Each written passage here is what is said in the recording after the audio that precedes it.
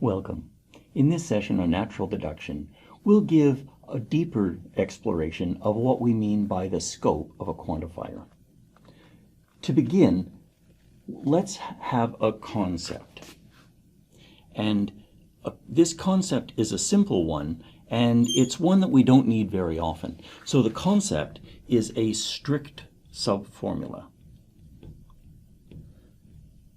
And what we mean is that C is in a formula phi and C is not the same. What that means is that phi, from C, we can get to phi by means of negation, conjunction, disjunction, implication, or quantification. So what we mean is that phi is inside this formula and it isn't the whole formula. We can now use this concept to give us a more careful, although still strictly informal, definition of scope. So to do this, let's suppose that x is a variable, and suppose that Q and S are quantifiers. That is, suppose that Q is either for all or there exists, and S is for all or there exists. And suppose that phi is a formula. We can then say that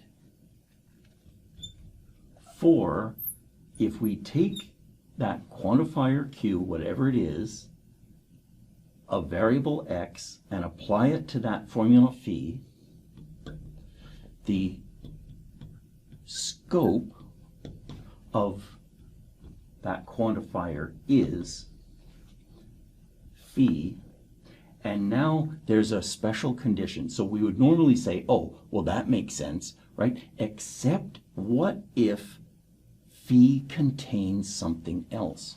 So it is phi, and we say minus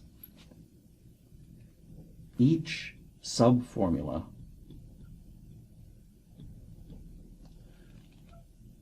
that is of the form some quantifier followed by x followed by some formula c. And what this means is that, generally speaking, as long as we've been good about our use of quantifiers and variables, that the scope of a quantifier is the formula it applies to. Now, what does this minus stuff mean? Well, let's take an example. So, for example, suppose that we have, for all x, p of x implies that there exists an x such that x is q. So let's draw out the parse tree for this and see what we mean. Well, let's see. So this formula is a quantification. So the root of the tree is the quantifier for all x. And underneath it is a formula, and that formula is an implication. So the next node in the parse tree is an implication. The antecedent of that is a predicate, and that predicate is of x. And the consequent is a quantifier, and that quantifier is of a predicate, and that predicate is of x. Now, let's establish what the scope of the for all and the scope of the there exists are. The scope of this is we go down here and this continues to have scope, and this continues to have scope, and this continues to have scope. Why? Because we have not hit this minus condition. We haven't found another quantifier underneath it. Here we have a quantifier, and now we take the right turn, and oh, we've hit a second quantifier. And so this minus condition happens, and now we've changed the scope, and it's a different, and so this x and this x, although they're the same symbol, they may not be the same variable. They may not have the same value. Now, if we think about this in terms of computer code, what it means is that inside a piece of code, we have redefined the meaning of the variable x. Now, let me put this to you plainly, one computer scientist to another. If I was maintaining your code and you redefine variables inside that code, I would not be happy with you, because that would be really poor style and it wouldn't be very good to maintain.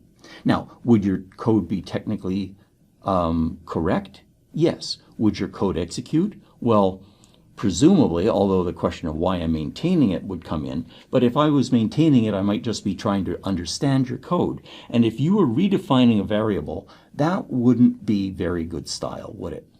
So what we would prefer, so an equivalent, and I'll switch colors now so that we can see this.